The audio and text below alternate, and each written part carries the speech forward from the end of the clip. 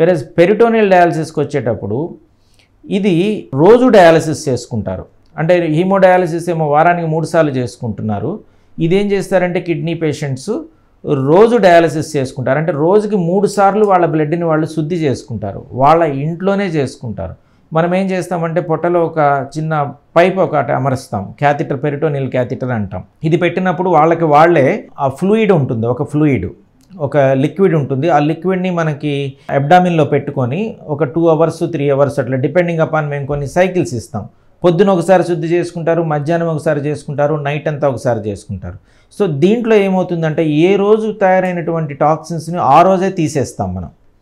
So కాకపోతే వీళ్ళు రోజు చేసుకోవాల్సి వస్తుంది.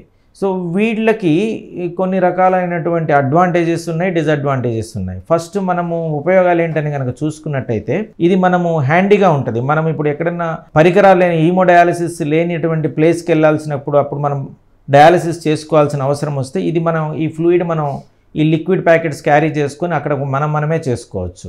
ఎక్కువైన ఏదైనా ఎంప్లాయీస్, బాగా ఐటీ ఎంప్లాయీస్ ఉంటారు, వీళ్ళందరూ ఏంటంటే 4 అవర్స్ వచ్చి మనకి హీమోడయాలసిస్ మీద పడుకోవాల్సిన సిచ్యువేషన్ కనుక వస్తే వారానికి 12 అవర్స్ అంటే వాళ్ళకి చాలా ప్రీషియస్ టైం.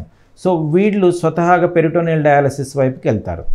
సో గుండె ప్రాబ్లం ఉన్నవాళ్ళు, గుండె మనకి 20% పనిచేస్తుంది, 25% పనిచేస్తుంది. ఇలాంటి సిచ్యువేషన్స్లో peritoneal dialysis is relatively safe when compared with haemodialysis.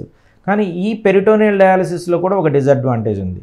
ఇక్కడ మనకి స్వతహాగా ఏం చేస్తారంటే ఒక ఫస్ట్ ఇయర్ బాగానే చేసుకుంటారు, మంచిగా క్లీన్లీనెస్ పాటిస్తూ ఎసెప్టిక్ ప్రికాషన్స్లోనే చేసుకుంటారు. పోను వీళ్ళు ఏం చేస్తారంటే అది రొటీన్ అవ్వడం వల్ల హ్యాండ్ వాషింగ్ కానీ క్యాథిటర్ దగ్గర క్లీన్లీనెస్ కానీ ఇవన్నీ తగ్గిపోతాయి. తగ్గినప్పుడు వాళ్ళకి ఇన్ఫెక్షన్స్ వచ్చేటటువంటి అవకాశాలు, డైరెక్ట్గా అబ్డామిన్లోనే ఇన్ఫెక్షన్స్ వచ్చేటటువంటి అవకాశాలు చాలా ఎక్కువ ఉంటాయి. సో ఇట్లాగే ఇన్ఫెక్షన్ వస్తే కొన్నిసార్లు ఇది ప్రమాదం కూడా జరగచ్చు. సో చాలామంది ఏంటంటే పెరిటోనియల్ డయాలసిస్కి ఇన్ఫెక్షన్స్ వల్లనే భయపడుతూ ఆ పెరిటోనియల్ డయాలసిస్కి వెళ్లకుండా ఉంటారు. మీరు తీసుకునే అదే మందులు, అదే నాణ్యమైన మందులు, కానీ సగం ధరకే. అవును, మెడ్ ప్లస్ బ్రాండ్స్ పై 50 to 80% తగ్గింపు.